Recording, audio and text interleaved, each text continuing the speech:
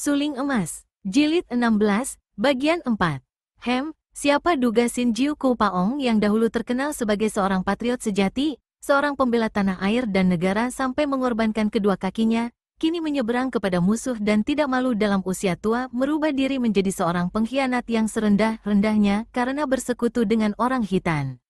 Kim Mo Taisu menegur karena memang hatinya merasa tertusuk dan marah bukan main menyaksikan paman mendiang istrinya itu bersekutu dengan Ban Pilocia. Berlaku curang, menggunakan orang Hui Tupang membunuh keponakannya sendiri dan melemparkan fitnah kepada orang lain adalah biasa, akan tetapi mengkhianati negara adalah kejahatan yang rendah, yang akan mendatangkan noda yang tak terhapuskan selama 7 keturunan. Marahlah Kong Lo Seng Jin mendengar ini. Marah luar biasa sehingga mukanya menjadi pucat, alisnya berdiri dan rambutnya yang sudah awut-awutan itu seketika seperti menjadi kaku. Ia melangkah lebar dengan tongkatnya mendekati Kim Mo Taisu dan memaki dengan bentakan keras. "Tutup mulutmu, Kui Seng, kau anak kecil tahu apa tentang perjuangan?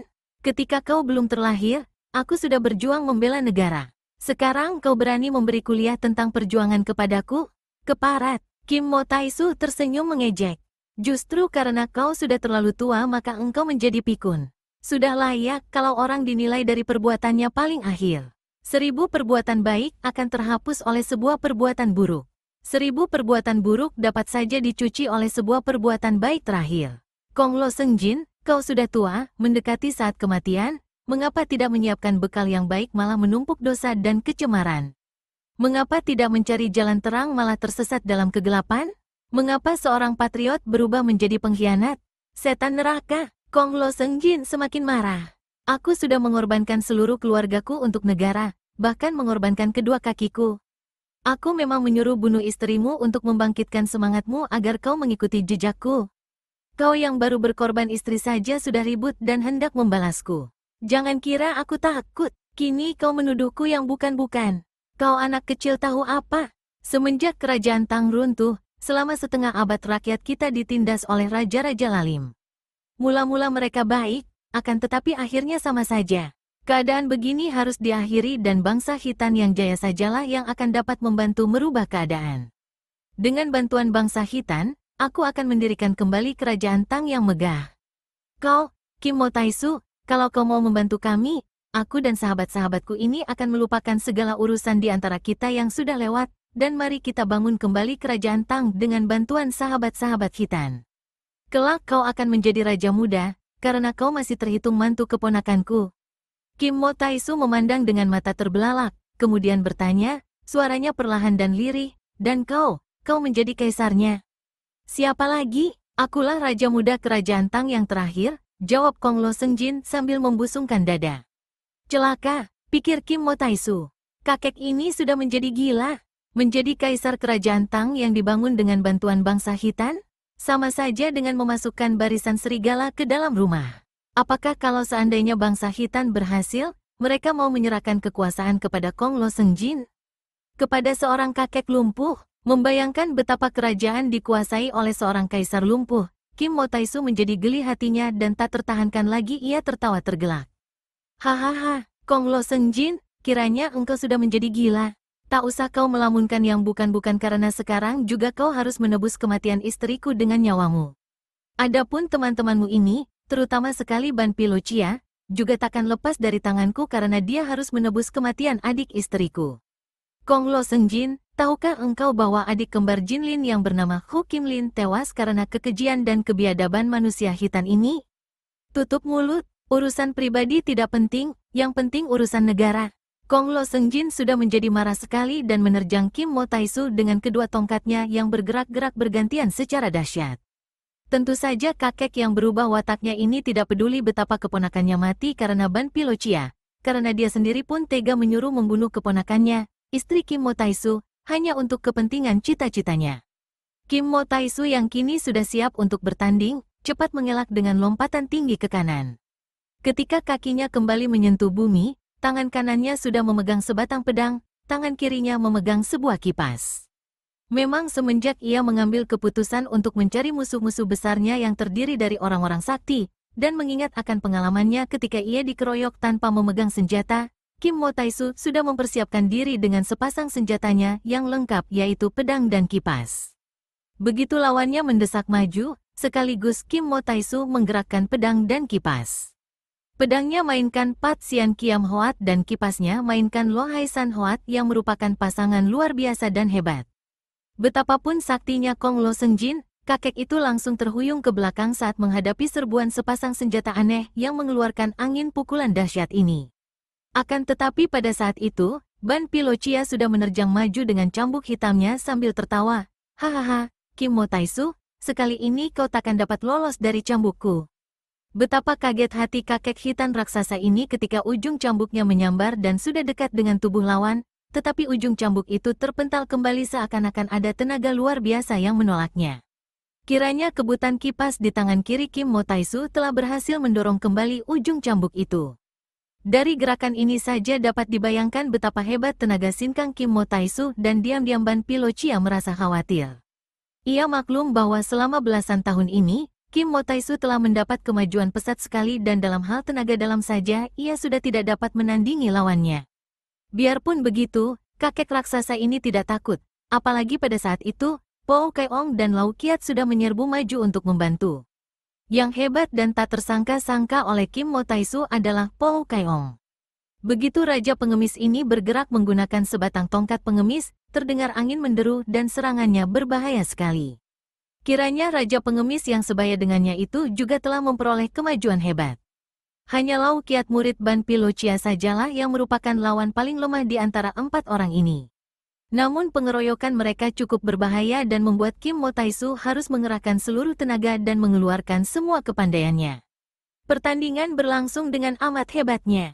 Betapapun dia dikurung dan tidak diberi kesempatan oleh 4 orang pengeroyoknya, namun Kim Mo Taisu kadang-kadang menggunakan kesempatan untuk mengerling ke bawah puncak, untuk melihat kalau-kalau ia dibutuhkan oleh Panglima Bala Tentara Sung. Di bawah puncak juga terjadi perang hebat antara pasukan-pasukan Khitan melawan Bala Tentara Sung. Terjadilah penyembelihan manusia besar-besaran oleh kedua pihak. Penyembelihan dan pembunuhan kejam tanpa sebab-sebab pribadi, hanya untuk memenuhi kehendak beberapa gelintir manusia yang ingin melihat cita-citanya terlaksana. Bunuh-membunuh, yang kalah roboh dan harus mati, yang menang tertawa dan hidup. Seolah-olah yang menang lupa bahwasannya mereka pun hanya menang untuk sementara saja, menang untuk waktu yang tidak lama, karena maut tentu akan datang menjemput nyawa mereka untuk menyusul nyawa mereka yang kalah. Pedang dan golok yang memang haus darah, menusuk membacok mencincang hancur tubuh lawan yang kalah, senang hati menyiksa yang kalah. Seolah-olah mereka ini lupa bahwasanya sebelum maut kelak mencabut nyawa mereka, akan tiba masanya mereka mengalami suka dan derita sebelum mati, mungkin jauh lebih mengerikan dan lebih sengsara daripada penderitaan mereka yang dicincang dalam perang. Lupa bahwa siksaan dalam bentuk penyakit sebelum mati kadang-kala amat mengerikan dan sengsara. Dalam mengejar hasrat dan nafsu, manusia lupa bahwa tidak ada yang menang atau kalah dalam kehidupan manusia. Yang menang mutlak dan abadi hanya Tuhan.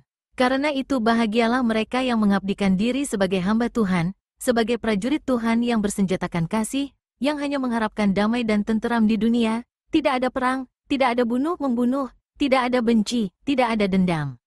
Yang ada hanya kasih sayang sesama hidup, bergembira melihat orang lain bersenang, prihatin dan mengulurkan tangan menolong melihat orang lain bersusah.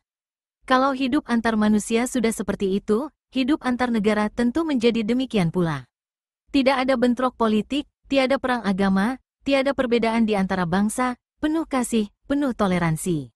Amboy, alangkah nikmat hidup di dunia dalam keadaan seperti itu.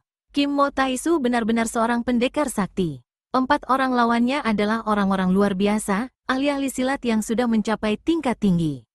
Bahkan yang 2 orang, yaitu Kong Lo Sengjin dan Ban Pilocia adalah 2 orang sakti yang merupakan tokoh-tokoh besar di dunia persilatan. Namun, sampai sejam lebih mereka bertempur, belum juga 4 orang itu dapat merobohkan Kim Mo Taisu. Betapapun juga harus diakui bahwa keadaan Kim Mo Taisu amat berbahaya. Selain 4 orang itu lihai juga, mereka, terutama Ban Pilocia dan Kong Lo Sengjin, bertanding penuh semangat dan kebulatan tekad. Agaknya 2 orang kakek itu maklum bahwa kali ini harus ada keputusan terakhir, mempertaruhkan nyawa untuk menang atau kalah. Hidup atau mati. Karena kenekatan inilah maka Kim Mo Taisu mulai terdesak. Ia belum mampu melukai seorang di antara 4 orang pengeroyoknya yang dapat bekerja sama amat baik dan rapi, saling melindungi dan saling menjaga. Agaknya Lau Kiat mulai hilang sabar. Ia bersuit keras dan dari dalam hutan di puncak gunung muncullah 12 orang hitan yang bertubuh tinggi besar. Mereka datang membawa sebuah jala ikan. Aneh sekali mengapa sebuah jala ikan dibawa oleh 12 orang. Sebetulnya jala itu bukan sembarang jala, melainkan sebuah alat untuk menangkap orang sakti. Jala ini terbuat daripada bahan yang kuat sekali, tidak putus oleh sabetan senjata tajam, dan di sebelah dalamnya terdapat banyak kaitan-kaitan berbentuk pancing sehingga sekali seorang tertutup jala, betapapun saktinya, akan sukar baginya untuk lolos karena makin keras ia bergerak memberontak akan makin banyak pula kaitan-kaitan kecil berbentuk pancing menancap di tubuhnya. Bantu kami tangkap dia, seru Lau Kiat dalam bahasa Hitan. Akan tetapi selagi 12 orang itu mempersiapkan jala dan mengatur kedudukan mereka yang dipersulit oleh adanya pertandingan yang sedemikian cepat gerakannya, tiba-tiba berkelebat sesosok bayangan. Begitu tiba di situ, bayangan itu tertawa-tawa dan menyerang 12 orang tinggi besar itu secara kalang kabut.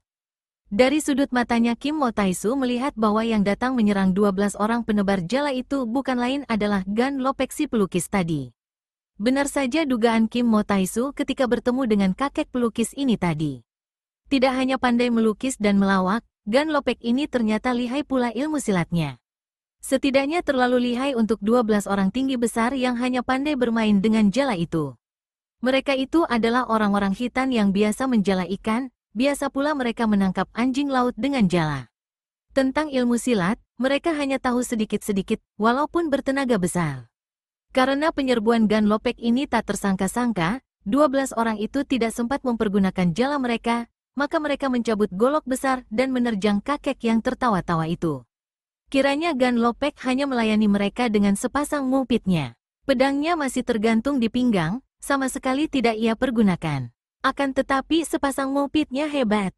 Ketika tubuhnya berkelebatan dengan pinggul megal-megol seperti orang menari agogo, kedua tangannya bergerak cepat.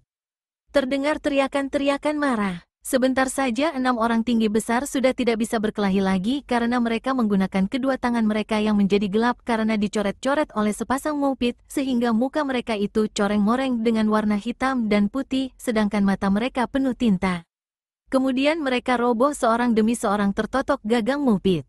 Sayang Gan Lopek orangnya suka bergurau. Kalau saja ia cepat-cepat merobohkan 12 orang itu tanpa bergurau seperti itu, agaknya ia masih akan sempat membantu Kim Mo Taisu yang terdesak hebat. Ketika Gan Lopek sedang enak-enaknya membabati roboh 12 orang tinggi besar itu seperti orang membabat rumput saja, tiba-tiba ia merasa angin menyambar hebat dan dahsyat dari belakangnya, didahului suara Kim Mo Taisu, "Gan Lopek, awas!" Gan Lopek terkejut, cepat menggerakkan kedua tangan ke belakang, menangkis dengan sepasang mupitnya.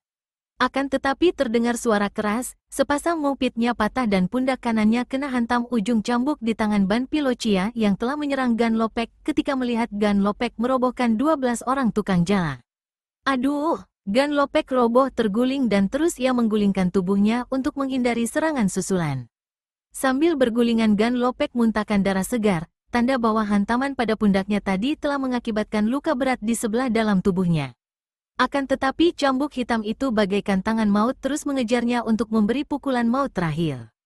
Melihat keadaan ini, Kim Mo Taisu berseru keras, pedangnya bergerak menjadi sinar panjang ke depan, membuat para pengeroyoknya kaget dan mundur. Kesempatan ini ia pergunakan untuk menggerakkan tubuhnya, meloncat dan melayang ke arah Ban Pilocia sambil mengirim tusukan dengan pedang ke arah punggung kakek raksasa itu. Ban Pilocia tengah mendesak Gan Lopek yang bergulingan. Mendengar angin serangan dari belakang, raksasa hitam itu cepat membalikkan tubuh sambil mengayun Lui Kongpian, yaitu cambuk hitamnya yang ampuh itu.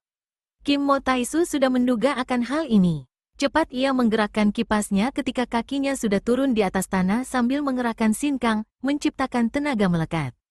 Begitu bertemu kipas, cambuk Lui Kongpian itu tak dapat terlepas dari kipas dan pada saat itu pedang Kim Mo Taisu datang menusuk dada.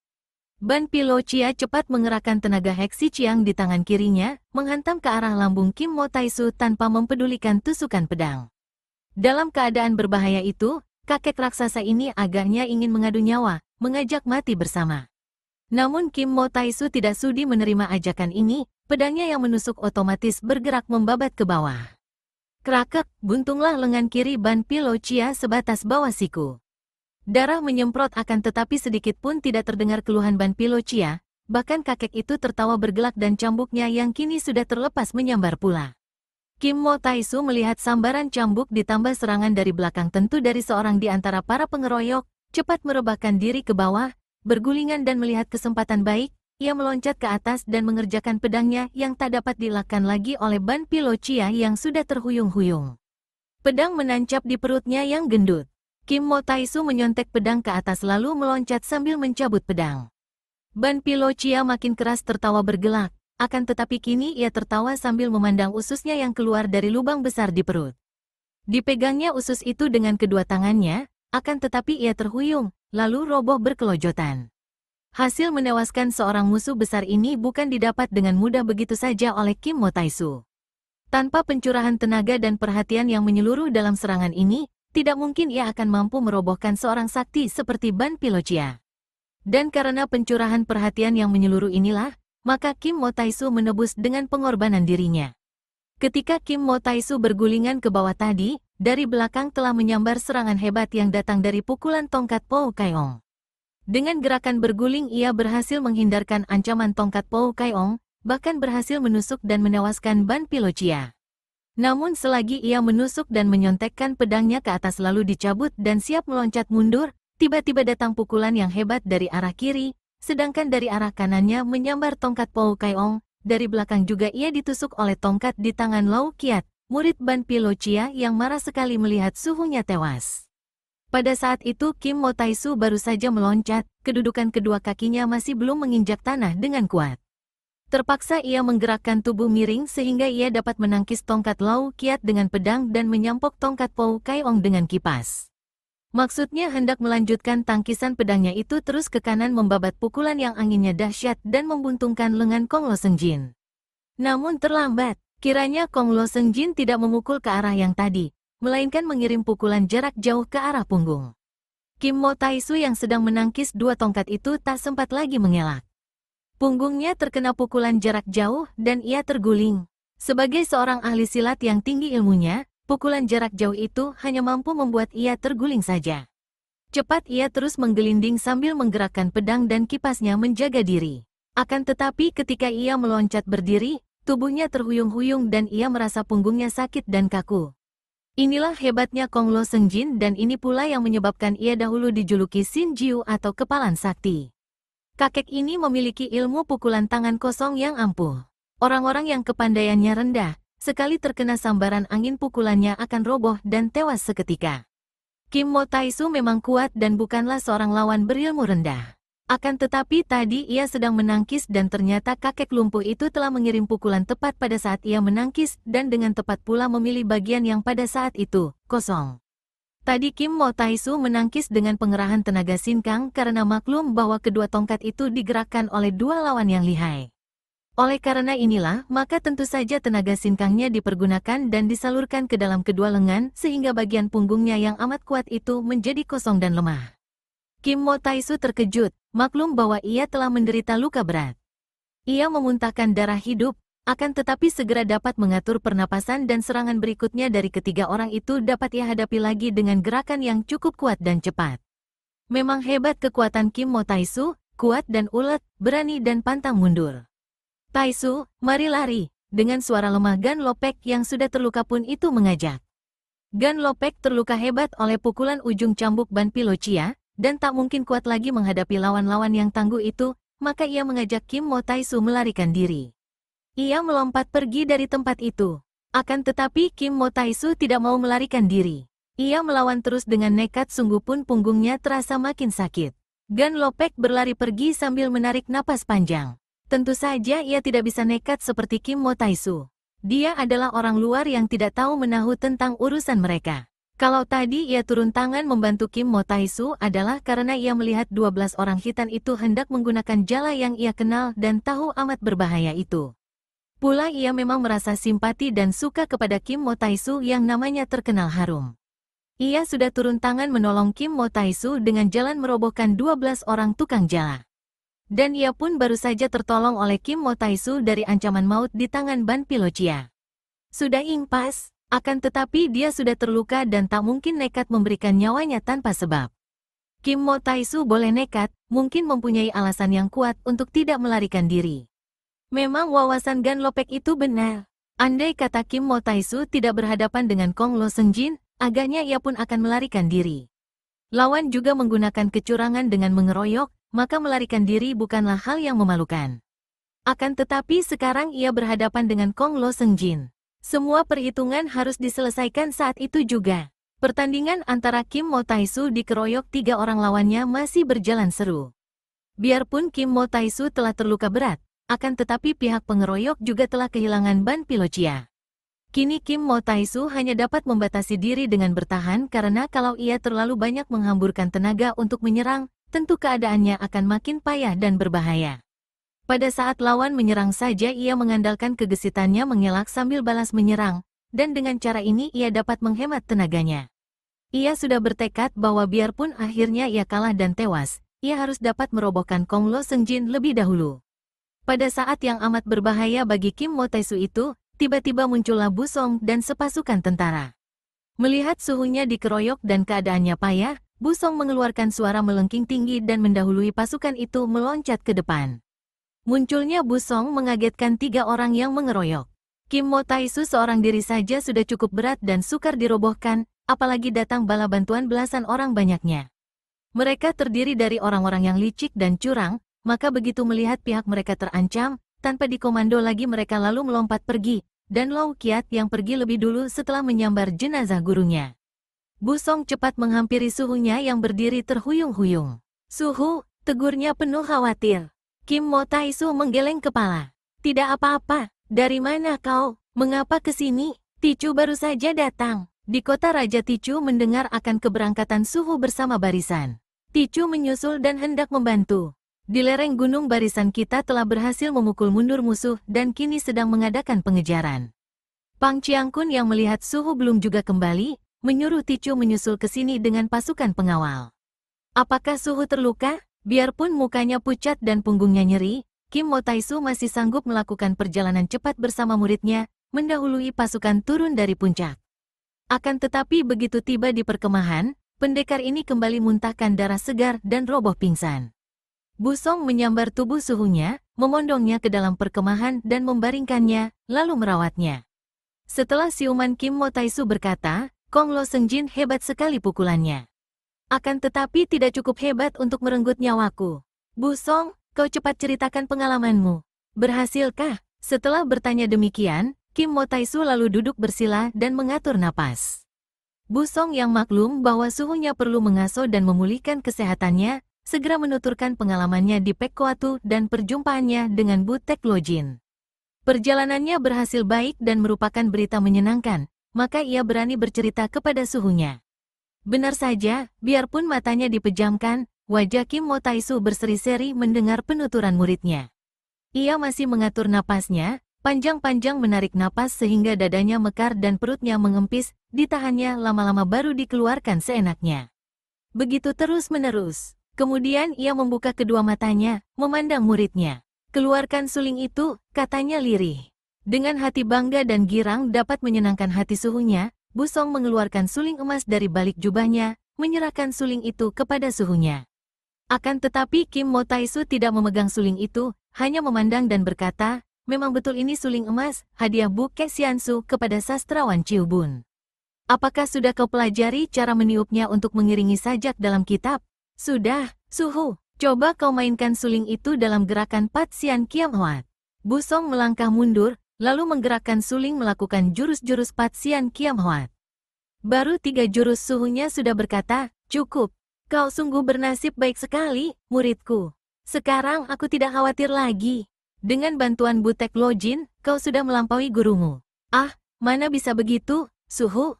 Murid yang bodoh." Kim Mo Taisu tertawa dan bertanya memotong kata-kata muridnya, "Coba ceritakan bagaimana keadaan perang ketika kau tiba di sini." Ternyata ketika Bu Song tiba di medan perang yang terjadi di sekitar pegunungan Taihangsan, pasukan-pasukan Sung berhasil menguasai keadaan dan memberi hajaran kepada pasukan-pasukan Khitan yang jumlahnya jauh kalah banyak.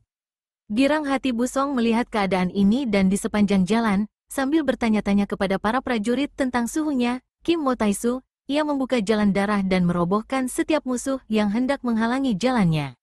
Akhirnya ia tiba di perkemahan besar itu dan pada saat itu, sedang terjadi penyerbuan hebat di perkemahan. Keadaan kacau balau dan perang terjadi dengan hebatnya. Keadaan para panglima terancam karena pihak musuh muncul seorang yang luar biasa sekali. Orang itu pakaiannya serba hitam, mukanya tertutup kedok tengkorak mengerikan, senjatanya sebuah sabit dan sepak terjangnya pun menyeramkan.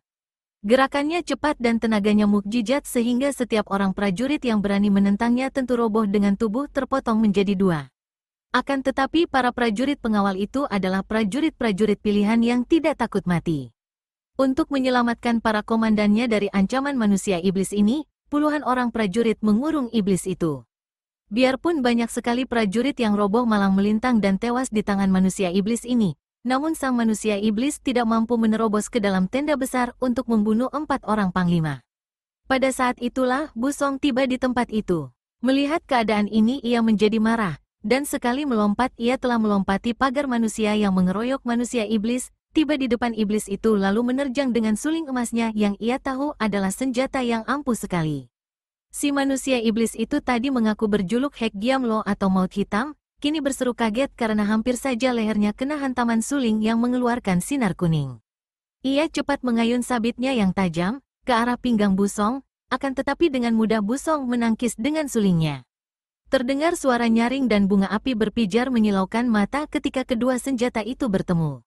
Akan tetapi Hek Giamlo memekik kesakitan, hampir saja sabitnya terlepas dari pegangan. Melihat betapa orang muda di depannya ini luar biasa kepandaiannya, Hek Giamlo merasa khawatir, apalagi para prajurit pengawal yang nekat dan gagah berani itu masih mengepung. Ia mengeluarkan pekik aneh dan tubuhnya mencelat jauh, sabitnya diputar sehingga para pengawal terpaksa mundur. Kesempatan itu dipergunakan oleh Hek Giamlo untuk melarikan diri. Setelah Hek Giamlo lari, penyerbuan itu dengan mudah dan cepat dapat dibasmi habis. Selebihnya melarikan diri ke 4 penjuru mencari selamat memasuki hutan-hutan di lereng gunung. Demikianlah, Suhu, karena musuh telah dapat diusir mundur, para Ciangkun memimpin barisan melakukan pengejaran ke utara dan Ticu disuruh menyusul Suhu bersama sepasukan pengawal tadi. Bu Song mengakhiri ceritanya. Kim Mo Taisu mengangguk-angguk, senang hatinya. Lalu ia mengerutkan keningnya dan kemudian bertanya, kau bilang tadi bahwa sastrawan tua Chiu Bun dan kakek sakti Butek Lojin bersikap aneh sekali setelah mendengar perpaduan suara antara sajak dalam kitab dan suara suling. Coba jelaskan lagi, karena hal itu amat menarik. Bu Song mengulang ceritanya tentang sikap Chiu Bun yang aneh setelah mendengar sajak terakhir dan iringan suara suling, kemudian betapa Butek Lojin bersikap lebih aneh lagi. Dengan penuh perhatian Kim Mo Taisu mendengarkan, kemudian tiba-tiba ia berkata, bagaimana bunyi sajak terakhir itu?